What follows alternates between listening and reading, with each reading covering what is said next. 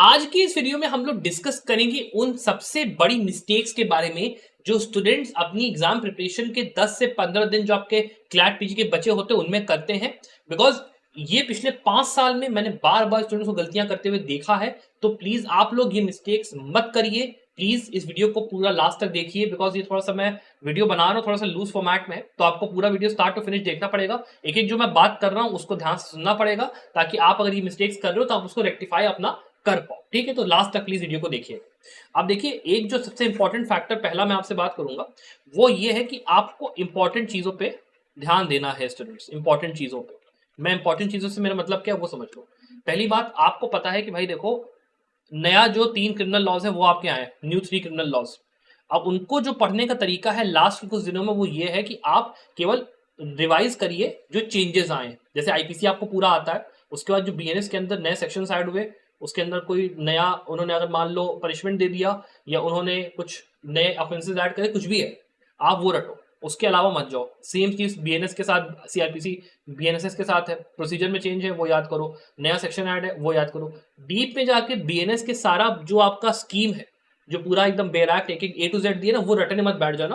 Because वहां पे वो लोग इतना पूछेंगे नहीं आपसे। बिकॉज जितने केसेस अभी आपके आ रहे हो सबके सब पुराने वाले लॉज के ऊपर ही हैं, पुराने वाले सेक्शंस के ऊपर ही हैं। तो पैराग्राफ वो भले नए सेक्शन वाला होगा, मतलब सॉरी नया जो आपका पैराग्राफ होगा वो केस लॉ से ही होगा, लेकिन जो सेक्शन वो लोग पूछेंगे वो पुराना ही होगा। और जो क्वेश्चंस लेकिन उसमें जो आ जाएंगे वो उसमें ये लोग पूछ लेंगे कि भाई ये जो पुराना ऑफेंसेस का नया सेक्शन कहाँ दिया है, या फिर जो नया ऐड हुआ है उसके अंदर उसके रेफरेंस में जो ऑफेंस ऐड हुई है उसके रेफरेंस में चलो हमको ये बता दो, ऐसे करके क्वेश्चंस आएंगे। तो वहां पे जो चेंजेस हैं वो आपको ज्यादा इंपॉर्टेंट है। पूरी बेरैक्ट जो है बीएनएस की या बीएनएसएस की या बीएसए की, भगवान के लिए वो रटना मत शुरू करो। जो पुरानी वाली बेरैक्ट है उसको थोड़ा अपना आपने पढ़ रखा है, आईपीसी पढ़ रखा है, वो पढ़ रखा है, उसको ध्यान में दो। और जो चेंजेस आए हैं मेजरली उन पे फोकस करो अभी लास्ट के 10-15 दिन में। That is very important. मैं ये नहीं कह रहा हूं मत पढ़ो, बस जो चेंजेस है उन पे फोकस ज्यादा दो, रटने की अब जरूरत नहीं है। पहली बात ये याद रखना। दूसरा, आपको पता है कि देयर आर सर्टेन सब्जेक्ट्स जो कि चाहे पेपर साला जैसा आ जाए आपके वो पक्का पक्का आएंगे एग्जाम के अंदर। वो कौन कौन से उनको ध्यान दो। सबसे पहला है कॉन्स्टिट्यूशन, उसके बाद है आपकी जो 3 नो क्रिमिनल लॉज हैं ये, उसके बाद आपका है जूरिस्प्रूडेंस, इंटरनेशनल लॉ, आपका कॉन्ट्रैक्ट, और कहीं ना कहीं कंपनी लॉ भी है, लेकिन कंपनी लॉ कठिन बहुत है तो उसको मैं आपको उतना ही एडवाइस करूंगा पढ़ने के लिए। फैमिली लॉ के साथ भी ये है कि आने और ना आने का 50-50 चांस रहता है, तो उसको आप थोड़ा सा देख लेना।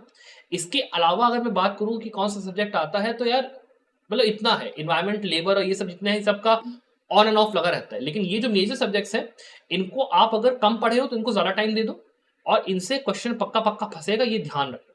तीसरी बात, आपको ये चीज पता होनी चाहिए कि देयर आर सर्टेन पैराग्राफ जिनके अंदर आपको फ्री के नंबर मिलते हैं। फ्री के नंबर से मेरा मतलब है कि पैराग्राफ के अंदर से आंसर मिलता है। ठीक है, तो उस चीज को एनालाइज करने के लिए मॉक पेपर्स की प्रैक्टिस अच्छे से करना। अब वो फ्री के नंबर का क्या कंसेप्ट मैं अभी आगे थोड़ा बात करूंगा। और उसी में एक चीज मैं ये भी ऐड करूंगा कि यार देखो, अगर आप तैयारी कर रहे हो और आपको ऐसा है कि अब मेरे को लास्ट मोमेंट पे एक ऐसा कोर्स मिल जाए जहां पे पूरा का पूरा स्टडी मटेरियल, वीडियो लेक्चर सारा का सारा हो, जहां को मैं ए टू जेड पूरा फिनिश कर दूं, मेरे को सारे सब्जेक्ट्स मिल जाए, इंपॉर्टेंट सब्जेक्ट्स आपको पता है, आप मेरे साथ उल्टा यहाँ पे आओगे अगर इस कोर्स में एनरोल करते हो। 299 में कोर्स है, मैं खुद आपके साथ बात करूंगा पूरी, हम लोग देख लेंगे कि भाई कहाँ पे है आपका जो प्रिपरेशन है, वहाँ पे लकुना कहाँ पे है। मॉक पेपर की पूरी सीरीज आपको अवेलेबल है। केस लॉज के लिए आपको इंपॉर्टेंट हमने 150 केसेस की लिस्ट वहाँ प्रोवाइड करके रखी हुई है। साथ ही में 20 डेज का एक पूरा सिलेबस आपको हम लोगों ने प्रोवाइडेड इसमें रखा है। जो आपको इंपॉर्टेंट सेक्शंस पढ़ने वो आप पढ़िए, जो चीजें पढ़नी है वो आप पढ़िए। तो आपको अगर एनरोल करना है, आपको एकदम लास्ट मिनट पे कुछ नहीं समझ में आ रहा कहाँ से पढ़ूं, बहुत सारा सिलेबस लग रहा है, कैसे करूं, आप आइए इस कोर्स में, मैं आपकी पूरी हेल्प करूंगा, ये मैं आपको गारंटी दे रहा हूँ। और उसके अलावा अगर आप ये सोच रहे हो कि इस एग्जाम के बाद मेरे को सीवीटी या आईआईटी खड़गपुर, आईएलआई या फिर एलेट पीजी का ही मेरे को एग्जाम देना है, तो मैं कैसे दूं, क्या करूं, तो आप इस कोर्स में एनरोल करिए। यहाँ पे सब कुछ हम लोग कवर यहाँ पे करके आपको दे देंगे। आपको कोई टेंशन लेने की इसके बाद जरूरत ही नहीं है। पूरा आपका जो जुलाई तक के जितने एग्जाम है सबका मतलब यहाँ पे पूरा का पूरा चीज पूरी हो जाएगी। मैं खुद मेंटोर के तौर पे आपका हर एग्जाम में जो जो प्रिपरेशन आपको करनी होगी पूरी आपकी हेल्प करूंगा। सारे रिसोर्सेज आपको अवेलेबल होंगे। तो आपको एनरोल करना है, ये आपका जो कोर्स है ये आपका ये 3999 में अवेलेबल है, तो आपको देखना है, प्लीज इसको चेकआउट करिए। अब इसके बाद जो अगला पॉइंट मेरा है कि फ्री के नंबर वाला जो पॉइंट मैं बात कर रहा था उसको आगे मैं अगर कंटिन्यू करता हूँ। देखिए, जब आप मॉक पेपर्स लगा रहे हो ना, तो उनमें एक चीज ऐसा करना कि आप लोग मॉक पेपर को लगाते हुए ना ये ध्यान रखो कि आप लोग इसमें यहाँ पे अभी मॉक पेपर्स के अंदर सीबीटी फॉर्मेट में एग्जाम दे रहे हो। बिकॉज कंप्यूटर की स्क्रीन उसके ऊपर क्वेश्चन आपके लिखे हुए हैं। आप बस एक अपना कॉपी उठा लो और उसके अंदर ऐसे मार्किंग शुरू कर दो कि क्वेश्चन नंबर 1 का ऑप्शन ए है, क्वेश्चन नंबर 2 का ऑप्शन बी है। बिकॉज क्या होता है कि ओएमआर शीट के ऊपर मार्किंग करते हुए पहली बात तो पेंसिल से मार्किंग करना, पेन से मार्किंग मत करना एकदम से। बिकॉज आपको कहीं ना कहीं अगर गलती हुआ ओएमआर शीट में, तो आप अगर पेंसिल से मार्क करोगे तो आप उसको रब करके ठीक भी कर सकते हो, वरना ओएमआर खराब हो जाएगी आपकी, दूसरी आपको मिलेगी नहीं। ध्यान रख लेना, देते नहीं है कंसोर्शियम वाले, बहुत नाटक करते हैं। तो ये चीज आपको अच्छे से ध्यान रखना है कि ये आप गलती ना करो। और पेंसिल से मार्क करो, पेन से मत करना। और अभी अपना सीबीटी एग्जाम 10-15 दिन पहले बहुत सारे मौके पर आप लोग दोगे, तो उसके लिए एक कॉपी लेके बैठो और एक आदत डाल लो कि हाँ भाई एटलीस्ट मेरे को 2-3-4 मिनट वहां पे वेस्ट तो होगा ना मेरा, तो मेरे को एटलीस्ट पता है कि हाँ ओएमआर शीट का जब मैं एग्जाम दूंगा तो फिर मेरे को किस हिसाब से अपने दिमाग को वहां पे सेट रखना है। फिर एक और काम ये करना है, मॉक पेपर देते हुए एक रफ पेपर पे ये भी नोट कर लो कि भाई कौन कौन सा पैराग्राफ आया है। बिकॉज देखो जनरली जब कंसोर्शियम पेपर बनाता है ना, तो वो दो टाइप के पेपर बना सकता है, आइदर साइड में जाता है। आइदर वो जुडिशरी स्टूडेंट्स जो एस्पिरेंट्स होते हैं उनको थोड़ा सा लेवरेज देने के लिए क्या करेगा कि वो कंसेप्चुअल बेस्ड क्वेश्चंस और थोड़ा सा कोर सब्जेक्ट्स में से ज़्यादा आपसे पूछ लेगा। और उसलिए आप अगर मान लो ऐसे हो जो कि थोड़ा सा नीश सब्जेक्ट्स पे ज़्यादा फोकस कर रहे हो और आपने केस लॉ ज़्यादा पढ़ा है, तो आपको वहाँ नुकसान हो जाएगा, ये सोचते हुए कि 2024 का जो पैटर्न था उसमें नीश सब्जेक्ट बहुत पूछे थे। और अगर ऐसा होता है कि जो 2024 का पैटर्न है वही रिपीट कर रहे हैं, तो उन स्टूडेंट को फायदा होगा जो कि केस लॉ नीश सब्जेक्ट ज़्यादा पढ़ रहे हैं। तो इसीलिए दोनों को बैलेंस आउट करने के लिए आप प्लीज़ नोट डाउन करिए कि कौन कौन सा पैराग्राफ यहाँ पे पूछा, किस सब्जेक्ट का यहाँ पे क्वेश्चन आया है, और उसके हिसाब से अपने मॉक पेपर्स को लगाइए, ये डिसाइड करके कि बॉस ये पैराग्राफ में मेरे को क्वेश्चंस आते हैं।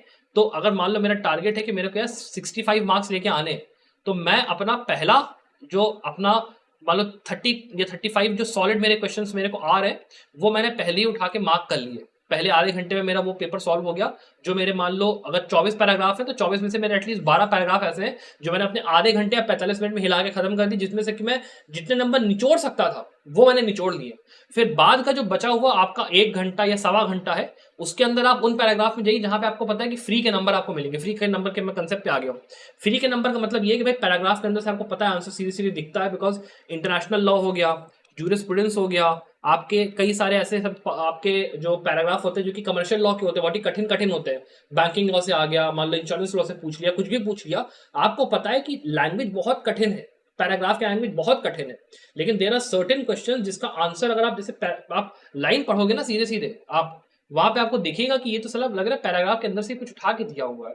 तो आपको वो नंबर तो एटलीस्ट मिस नहीं करने हैं ना। आप एटलीस्ट कोशिश करिए कि उन पेपर्स के लिए आप कम से कम, अगर मान लो एक पैराग्राफ मेरे को दिखा जहाँ पे मेरे को ऐसा लग रहा है मेरे पास सवा घंटे का टाइम है, 12 पैराग्राफ मेरे पास है, जूरिस्प्रूडेंस इंटरनेशनल लॉ में को थोड़ा थोड़ा टाइम लगेगा, बाकी आप अपने टाइम को ऐसे डिवाइड करिए कि मान लो एक पैराग्राफ में 10 मिनट लग भी गया, तो एटलीस्ट उसमें 3 नंबर में निकाल के तो लाया। बिकॉज मुझे को वैसे ही पता है कि मरा हुआ वो पैराग्राफ है, मेरे को उसमें से कुछ नहीं मिलेगा। लेकिन टाइम मैनेजमेंट मेरा ऐसा है कि मैं वहां पे बिना पैनिक किए, चाहे आपका 12-10 का पैटर्न है, चाहे आपका 24-5 का पैटर्न है, कुछ भी है, बिना पैनिक करे मैं अपना पेपर दे पा रहा हूँ। और इस बात को भी ध्यान रखिएगा, पैनिक मत करिए एग्जाम के पहले। आप मॉक पेपर दे रहे हो, मान लो मॉक पेपर लगाते हुए आपके नंबर कम आ गए, अब हुआ यार मैं क्या करूं, मेरा तो इतना नेगेटिव मार्किंग में चला जा रहा है, अब मैं क्या करूं, मैं बड़ा परेशान हो रहा हूं, मैं पेपर देखते ही पैनिक कर जाता हूं, मैं क्या करूं मैं क्या करूं। मत उस तरीके से सोचो। बिकॉज आधा खेल जो है वो मेंटल कॉम्पोनेंट का होता है ना। मान लो आपने जुडिशरी एस्पिरेंट आप हो, आपने जब तैयारी करी तो आपने बहुत ज्यादा ऐसे मिसलीडिंग सब्जेक्ट्स नहीं देखे थे, आपने केवल नॉर्मल जुडिशरी की तैयारी और आपने केस लॉज वगैरह पढ़ के आप चले गए। तो ये जरूरी नहीं है कि जो नीच सब्जेक्ट है उसमें से आप कुछ भी सॉल्व नहीं कर पाओगे, पैराग्राफ के अंदर से आंसर तो मिलेगा ना, फ्री के नंबर होंगे ना। तो आपको वहां पे ये देख के कि पेपर इतना कठिन है, मैंने ऐसे ऐसे केस इसमें देख लिए जो कि मैंने कहीं पढ़े ही नहीं है, मैं करूंगा क्या, उससे काम नहीं चलता है। वहां पे दिमाग ठंडा रखना पड़ता है। तो एग्जाम शुरू होते ही पहले 5 मिनट केवल पैराग्राफ नोट करो कि भाई कौन सा पैराग्राफ किस सब्जेक्ट का है, और उसके हिसाब से एक स्ट्रेटजी डिफाइन करो कि भाई मेरे को ये देख लेना है कि जो पैराग्राफ मेरे को आते हैं उसमें मैं कम से कम 30-35 नंबर या जो भी आपका टारगेट है उसको मैं सॉलिड वहां से निकाल लूँ। फिर जो बचे हुए नंबर है वो मैं ऐसे करके निकालूं कि बस जो पैराग्राफ मेरे को थोड़े थोड़े आ रहे हैं फिर मैं उस पर जा रहा हूँ, उसमें से मैं क्वेश्चंस को मार्क कर ले रहा हूँ, कहीं फ्री के नंबर है फ्री के नंबर देख लो, और फिर लास्ट के मोमेंट पे आप ये कर रहे हो कि ठीक है बॉस मेरा जो बचे हुए ऐसे पैराग्राफ जिसमें कुछ नहीं आता देख लेता हूँ, उसमें का एक आध आंसर मिल जाए तो ठीक है। और अपने अटेम्प्ट्स का भी आप ऐसे ध्यान रखो कि भाई जैसे 65 के लिए टारगेट कर रहे हो तो आप एटलीस्ट सोचे, मतलब कोशिश करिए कि 90 क्वेश्चन आप अटेम्प्ट करिए। और 90 क्वेश्चन में मैं कहता हूँ कि आपका एटलीस्ट थोड़ा बहुत 19-20 भी होगा ना। मान लो आपका ऐसा होता है कि आप 15 क्वेश्चन गलत हो गए, तो 15 डिवाइडेड बाय 4 हो गया, 16 क्वेश्चन है, तो आपके 4 नंबर गए।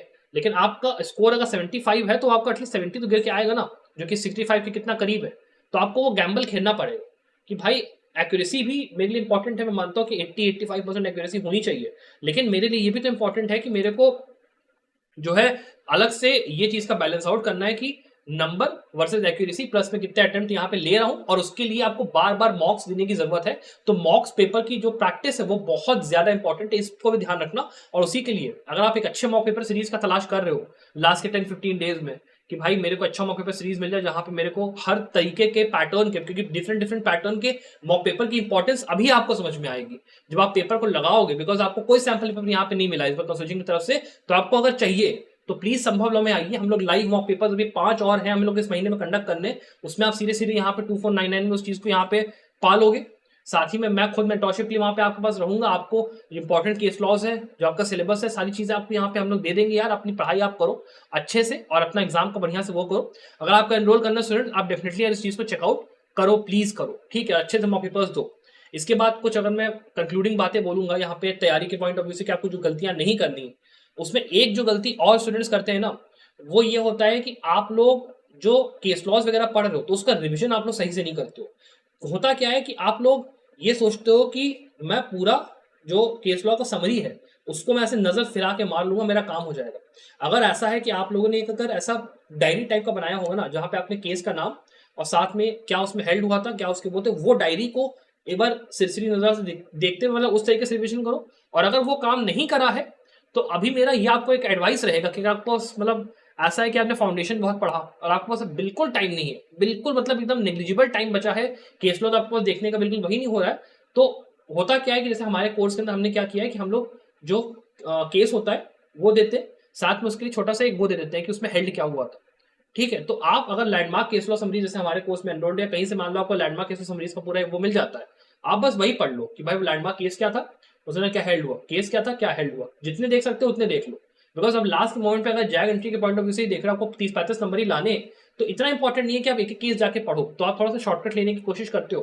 तो जो शॉर्टकट्स हैं वो मैं आपको बता रहा हूँ कि आप ये शॉर्टकट भी कर सकते हो, लेकिन ये एडवाइजेबल तभी है जब आपने बिल्कुल कोई पढ़ाई नहीं करी है, नील बटा सन्नाटा हो, आप अभी केस लॉज वगैरह कुछ नहीं पढ़ा है, तो अपना सिलसिली निगाह से जो लिस्ट वगैरह प्रोवाइडेड है हमारे कोर्स में अगर आप एनरोल्ड हो तो वो आप देख के अपना जा सकते हो, उतना मैं आपको कहूंगा कि आप कर लो, वो आपको अलाउड है।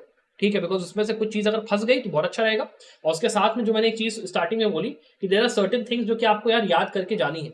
जैसे केस लॉ के पॉइंट ऑफ व्यू से जब जैसे डीवाई चंद्रचूड़ ने अभी रिसेंट में बहुत सारे ऐसे 7 जज और 9 बेंच के जजमेंट दिए हैं, इस साल में ही कई सारे आए, उन सबको पढ़ के जाना बहुत इंपॉर्टेंट है। उसमें से कुछ ना कुछ एक आध पैराग्राफ फंसेगा ही फंसेगा, लिख के ले लो। दूसरा, आईसीजी की वेबसाइट पे चले जाओ, आईसीजी की वेबसाइट के ऊपर ना आपको ऐसे बहुत सारे जजमेंट्स मिलेंगे 2019 से लेके 2024 में जो कि आईसीजे ने दिए हैं, या मान लो पेंडिंग में भी है, तो उनको आप जाके पढ़ लो, वहां से भी आपका कुछ ना कुछ फंसने का चांस हो सकता है कि आ जाए, ये एक चीज है। बाकी रीसेंट केस लॉस के अंदर जो है आपका, आप 2024 के अगर कर रहे हो तो उनको आप कर लो, आपको थोड़ा सा बेनिफिट करेगा। तो कुछ ऐसी चीजें, कुछ ऐसी बातें जो मैं आपको मोटा मोटी बता चुका हूँ। अगर आपको वीडियो पसंद आया तो प्लीज वीडियो को लाइक और शेयर करिएगा, साथ ही में हमारे चैनल को सब्सक्राइब जरूर करिएगा। I wish the way best of luck for your success. Bye.